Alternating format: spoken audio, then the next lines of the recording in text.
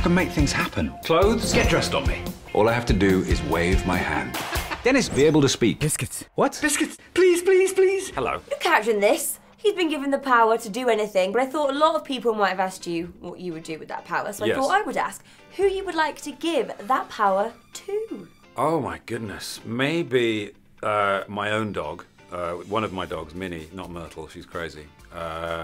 Possibly my wife, because, you know, essentially she wields the ultimate power in my house anyway, so if I had that, I would just give it on to Maureen, because she would know what to do with it better than me.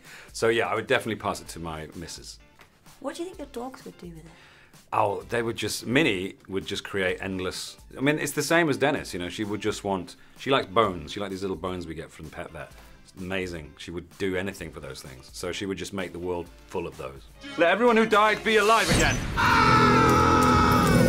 Not everyone who's died ever! Are you crazy? And obviously you had to use your imagination in this a lot, lots of special effects. Yeah. How did you cope with doing that?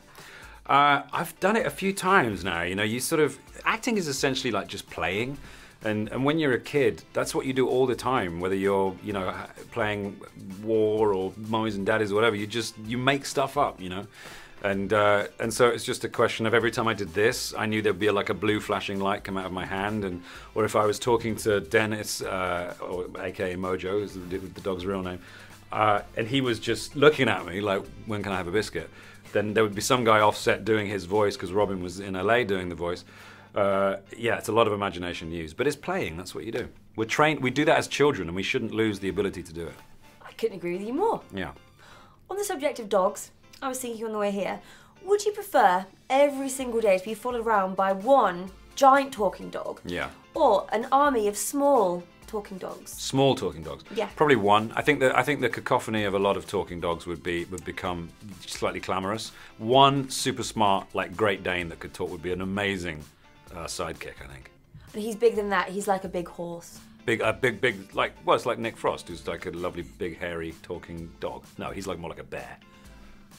That's quite cute. In this film, you obviously become Einstein. Yes. Briefly. Yes. If you for a day could become anyone whatsoever, they can be dead or alive. Yes. Who would you pick to be?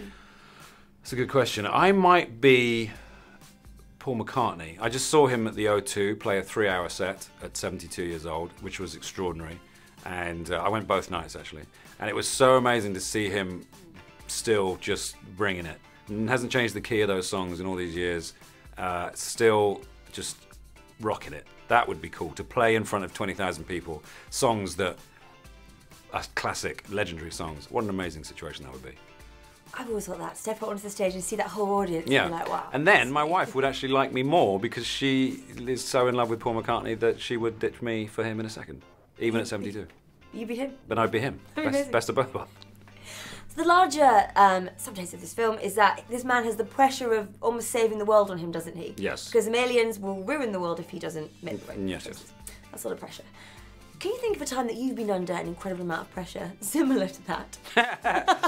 I like being under pressure. At the moment, we're just in the midst of making the new Star Trek film, and it's the 50th anniversary of Star Trek next year, and it's a big anniversary for that kind of, you know, for the story. So the pressure to make that great and make it worthy of 50 years of Star Trek is pretty that's the weight of the universe, let alone the planet. So that's a big one.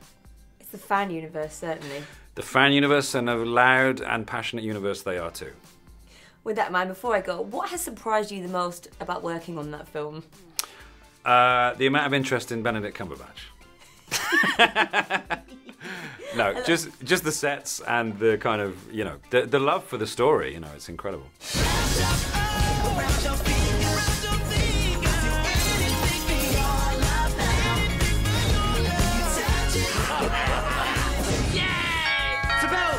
Just pretend to be a dumb animal again. I love you, Neil!